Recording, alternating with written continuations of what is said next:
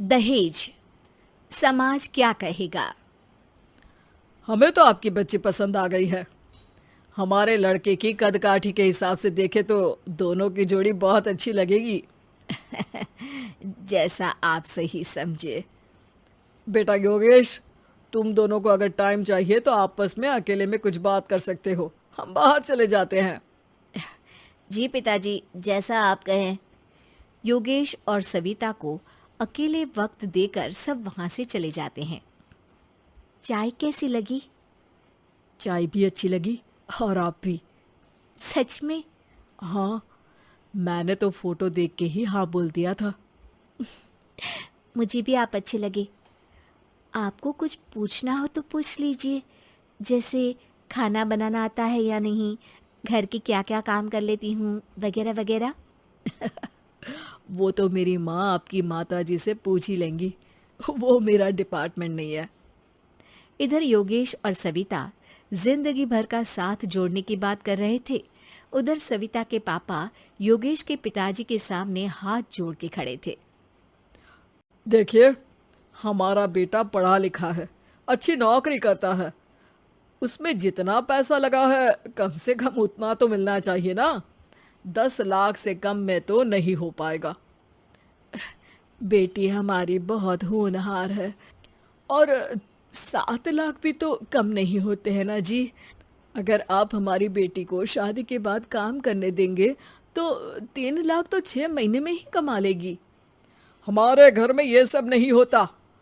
औरतें घर संभालती हैं और आदमी बाहर के काम। जरा मेरी बात तो समझिए। एक कार देने के बाद 10 लाख रुपए नगद देने में हमारी कमर टूट जाएगी। और इसके अलावा टीवी फ्रिज तो देना ही पड़ेगा। शादी की तैयारियां, मेहमानों की पूछ परख, बारातियों का स्वागत। बेटी की शादी में बाप पर बहुत दबाव होता है जी। देखिए, हमारा बेटा कोई दुकान में रखी चीज नहीं है जिसके ऊपर हम भाव ताव कर सके और आप उसे कम दाम में खरीद लेंगे। 10 लाख से एक भी रुपया कम नहीं होगा। ठीक है, जैसा आप कहे जी, पर आधा पैसा अभी और आधा कन्यादान के वक्त दे देंगे। अरे, इसमें भी किश्त मांग रहे हैं आप? हमने तो सोचा था कि अच्छा परिवार होगा आपका।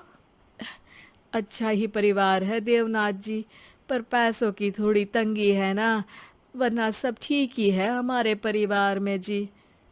देवनाथ वहां से अपने बेटे योगेश को लेकर चले जाते हैं और कुंडली मिलवाई जाती है। 36 में से 32 गुण मिलते हैं।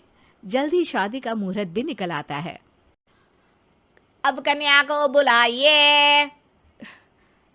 आओ बेटी, यहाँ बैठो, योगेश की बाई और। मंत्रोच्चार शुरू करते हैं। मंगलम भगवान विष्णु मंगलम गरुड़ध्वजा मंगलम।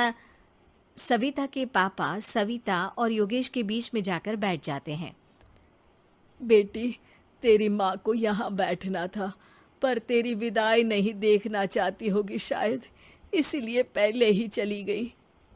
बाबा, हंसी खुशी का माहौल है, रोने का समय तो विदाई के वक्त होता है ना, तब ये इमोशनल अत्याचार कर लेना। अभी तो मुस्कुराइए, कैमरा आसपास ही है। तभी पीछे योगेश के पिताजी आ जाते हैं। अभी तक पैसे नहीं आए आपके यहाँ से? उठा लूं क्या बेटे को? आते ही होंगे, मैंने अपने छोटे भाई को व्यवस्था करने के लिए कह दिया था। अरे तो जल्दी कराइए ना, वरना देर हो जाएगी। समझ रहे हो ना आप? योगेश और सविता दोनों एक दूसरे की तरफ देखते हैं। सविता चाहती है कि योगेश कुछ बोले, पर योगेश अपना मुंह दूसरी तरफ फेर लेता है। पापा, कितने पैसे की बात की है आपने? अरे बेटी, तुझे इससे क्या मतलब? मेरी डील की है ना, तो मुझे तो पता ही होना चाहिए। कन्यादान की विधि शुरू करेंगे। तभी योगेश के पिता वापस वहां आ जाते हैं। पैसे देते हैं या बेटे को उठवा लूं? मैं आपके हाथ जोड़ता हूँ जी, थोड़ा सा इंतजार कर लीजिए। देवनाथ वहां से चले जाते हैं। तुम अपने पिताजी से कुछ कहते क्यों नहीं? उनके सामने कोई आवाज नहीं उठाता। ऐसा नहीं है, कोई तो उठाएगा ही। तभी वहां सविता के चाचा एक बैग लेकर आते हैं और सविता के पापा को देते हुए कहते हैं। 9 लाख ही हुए। आत्माराम इशारा करके योगेश के पिता को वहां बुलाते हैं। क्या? सिर्फ 9 लाख? बाकी 1 लाख कहाँ है? नहीं हो पाए जी, शादी के बाद कर देंगे। अरे आप बात से पलट रहे हैं। जल्दी से अभी के अभी पूरे पैसे लाइए, वरना बेटे को उठाऊं क्या? देखिए मैं आपके पाँव पड़ता हूँ। रुक जाइए पापा, रिश्ते हाथ पकड़कर जोड़े जाते हैं, पांव पकड़कर नहीं। बेटी तू चुप रह। नहीं, ये कब से बस कह ही रहे हैं कि उठवा लूं, पर कोई उठ ही नहीं रहा। लो, मैं ही उठ जाती हूँ। बेटा, अपशगुन हुआ। दहेज लेना सबसे बड़ा अपशगुन है, पाप है, पाखंड है। और योगेश, तुम्हें मैं पसंद हूँ तो कुछ बोलते क्यों नहीं? और तुम्हारे पिताजी, अरे देवनाथ जी, आपके नाम में ही बस देव है, काम तो आपके असुरों जैसे हैं। पर गलती आपकी नहीं, गलती मेरे पिताजी की है, जो आप जैसे लोगों को घर की दहलीज भी चढ़ने देते हैं। लेकिन एक बात साफ है, मैं आपके घर की दहलीज कभी नहीं चढ़ूंगी।